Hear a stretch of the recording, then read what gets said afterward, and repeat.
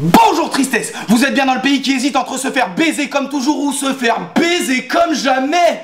Je regarde Marine Le Pen de près, j'ai juré, mon manque de curiosité me causera aucun regret. On est la 17e semaine de l'année et ce second tour est aussi excitant que François Hollande qui fait des tractions torse nu et sans avoir ôté ses lunettes. Alors le dilemme, c'est entre Macron et Le Pen, j'ai l'impression d'être dans le couloir de la mort et de pouvoir choisir mon supplice ou de ne pas le faire et que d'autres gens puissent le faire à ma place. Mais genre, pas que des gens intelligents et gentils.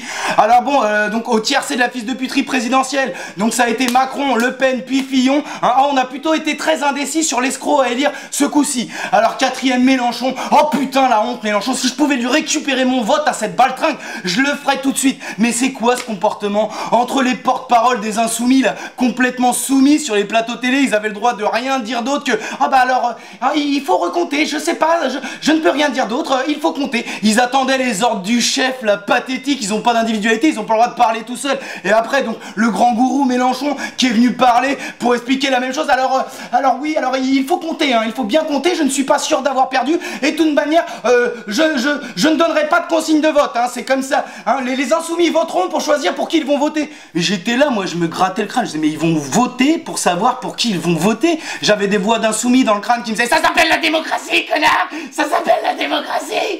Et je dis mais non, ça s'appelle Inception de la débilité. Mon frère, vous allez voter, mais à la fin vous aurez chacun qu'un bulletin de vote, d'accord? Et puis vous allez chacun voter pour ce pourquoi vous avez envie de voter, Mélenchon compris. Donc crois-moi, hein, ça s'appelle pas la démocratie ça, c'est juste de la débilité. Fais-moi confiance sur celle-là mon copain, fais-moi confiance. En plus, c'est pas la démocratie parce que Marine Le Pen, elle faisait pas partie des choix. Alors Mélenchon, le gros politicien là, il est venu se justifier sur les plateaux télé et sur YouTube. Alors c'était assez incroyable, hein, le mec il était quasiment euphorique, c'était complètement lunaire. Putain, hey, alors j'ai jamais vu un perdant être aussi content de lui-même. Absurde. Mais écoutez, c'est formidable. À 600 000 voix près, nous étions au second tour. Regardez les chiffres. 7 millions de voix, c'est formidable, hein. Enfin, Marseille, premier à Marseille. Mais regardez, mais c'est formidable la façon dont j'ai perdu. Mais alors moi, mais je comprenais pas, j'étais là, j'avais l'impression d'être aux Jeux Olympiques et de voir un quatrième en train de faire des roues autour du podium. Mais putain, et puis cache ta joie mon pote, c'est Marine Le Pen au second tour, putain, cache un peu ton euphorie. Après, il est venu se justifier parce que les gens le critiquaient de pas dire pour qui il a voté, il a dit, mon vote ne fait aucun doute, mais je laisse leur liberté aux insoumis. Mais putain, mais écoute-moi bien, personne t'a demandé de donner de consignes de vote, mon pote. Hein. On te demande juste de dire pour qui tu vas voter à titre personnel. Mais non, t'es un sombre lâche, un petit populiste minable qui a peur de perdre ses électeurs, notamment les racistes. C'est exactement pour la même raison que tu dis plus rien sur les étrangers et sur l'islamophobie. Putain, tu me fais pitié. Toi, tu vas prendre une baffe aux législatives. Faudra pas demander de la crème, hein, parce que mon pote, t'as tellement tombé le masque du petit politicien calculateur, tu me fais pitié. Hein. Mais faut se concentrer sur les législatives. Ah bon? Empêcher Marine Le Pen d'être élue, ça t'empêche de te concentrer sur les législatives? Eh ben moi c'est bizarre, c'est l'inverse. Alors le gros nœud de ce second tour, ça va être l'abstentionnisme, ou plutôt l'académie militante 2.0 de l'abstentionnisme qui a ouvert ses portes depuis le 25 avril 2017. Alors écoutez, moi je m'en fous et j'ai aucun conseil à donner si vous n'avez pas envie d'aller voter. Si vous avez envie de voter blanc, c'est votre choix, d'accord, hein. Moi aussi, j'en ai marre du choix du moindre mal, d'accord. Je suis usé de me faire piétiner comme un chewing-gum sur les Champs-Élysées à devoir choisir entre de la merde et de la super merde. Mais il faut que vous compreniez quelque chose. À partir du moment où vous décidez d'exprimer ce choix-là publiquement sur les réseaux sociaux, souvent avec mépris et sans dire un mot sur Marine Le Pen, de fait, et bah vous faites campagne pour elle. Vous savez quoi, moi, je vous dis même pas d'aller voter. J'espère juste que votre clavier là, il tombe en panne jusqu'au second tour. C'est tout ce que je demande, putain de merde. Hier, je parlais avec un pote abstentionniste parce qu'il faut voir certains arguments quand même. Et je lui disais mais pourquoi tu t'abstiens et tout? Il dit parce que c'est de la baise. Je dis copain, développe quand même, arrête de forcer. Il dit bah c'est participer au système. J'ai dit mais tu te rends compte que en fait de fait tu participes au système en enlevant une voix du suffrage. Il a fait tomber son linge comme ça, il a bugué et il m'a dit ouais je m'en fous. Et bah voilà, dis-le que tu t'en fous, arrête de vouloir mettre des grandes théories sur des petits actes à peine réfléchis, putain de merde.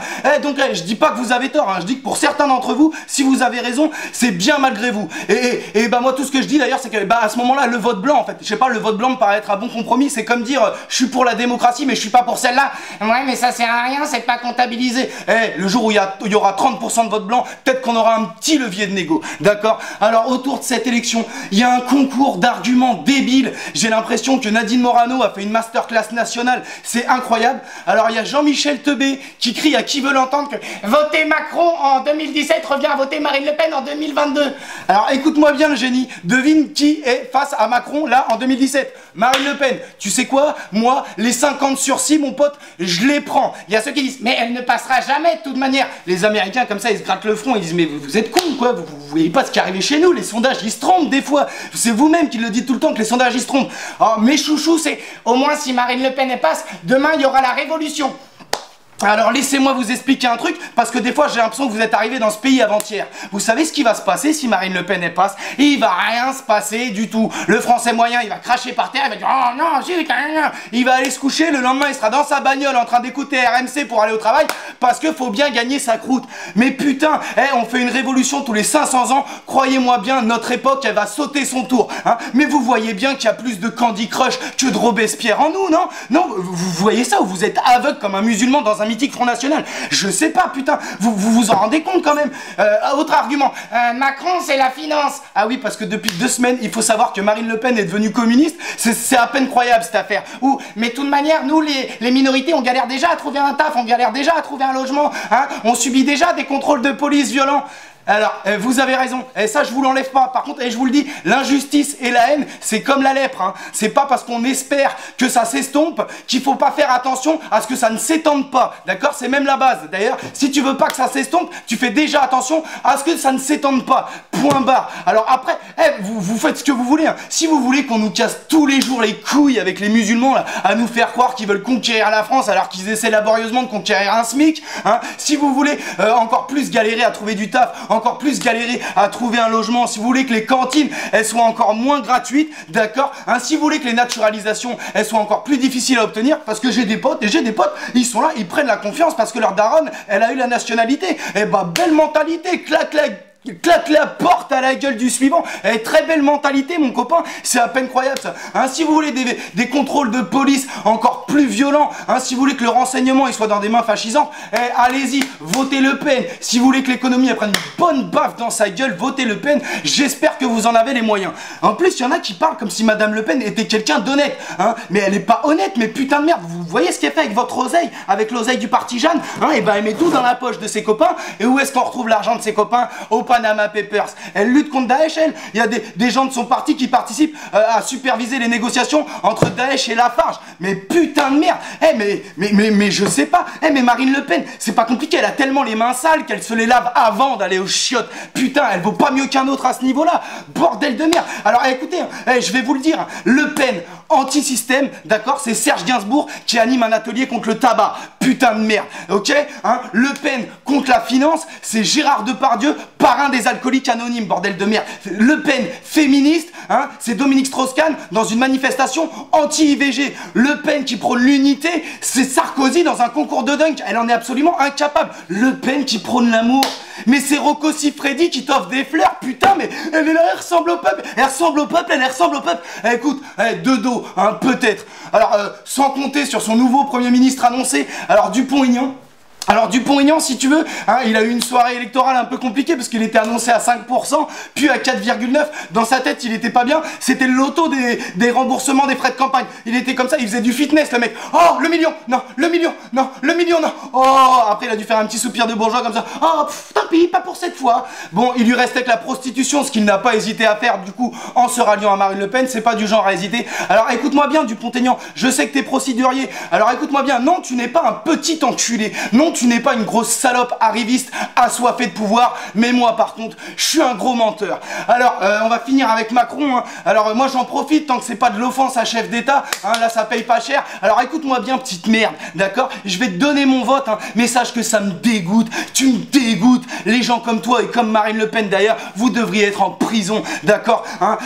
La souffrance et la précarité qui émergent de tes politiques, ça crée des morts tous les jours, putain de merde. Tous les putains de jours tu fous des morts. Et toi t'es là à te balader détendu en souriant en expliquant que t'es un pragmatique.